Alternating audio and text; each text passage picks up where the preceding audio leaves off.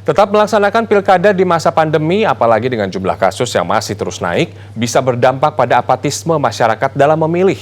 Pemilih sangat mungkin untuk tidak menggunakan hak pilihnya karena merasa tidak aman untuk datang ke tempat pemungutan suara.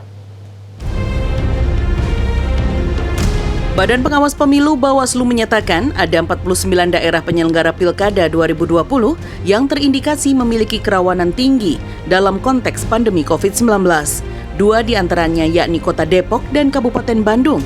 Kategori rawan tinggi terkait COVID-19 itu berdasarkan Indeks Kerawanan Pemilu Pilkada IKP 2020 yang dimutakhirkan pada September 2020. Indikator yang digunakan untuk mengukur kerawanan dalam konteks pandemi COVID-19 ini antara lain penyelenggara pemilu terinfeksi COVID-19, lonjakan pasien COVID-19 meninggal dunia, masyarakat dan tokoh masyarakat yang menolak penyelenggaraan pilkada di tengah pandemi, serta perubahan status wilayah terkait pandemi. Terkait dengan pandemi COVID, ini yang membedakan IKP ini dengan IKP sebelumnya.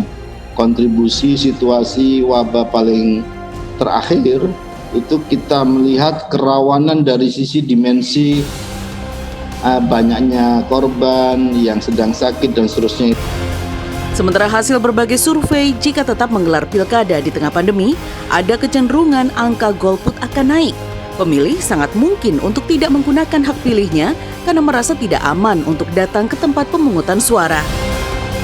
Apalagi survei dari Carta Politika yang dirilis bulan Juli, Kak Angga, itu menyebutkan hanya 34,9% saja responden yang pasti datang ke TPS. Tapi kalau kita lihat dari pengalaman banyak negara yang pemilu di masa pandemi, Kak Angga, memang mayoritas negara itu mengalami penurunan angka partisipasi pemilih.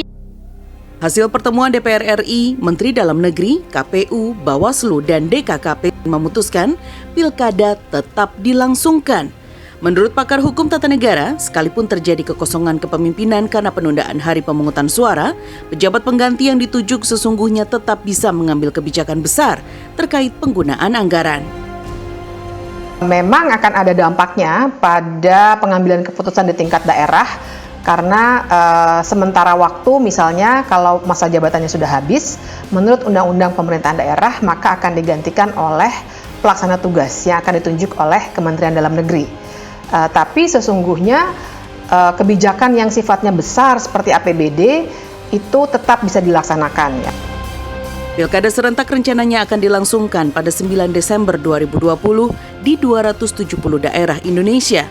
Salah satu faktor krusial agar Pilkada 2020 berjalan dengan baik adalah ketaatan dan kepatuhan seluruh peserta Pilkada dan masyarakat pada protokol COVID-19. Tim Liputan Trans 7.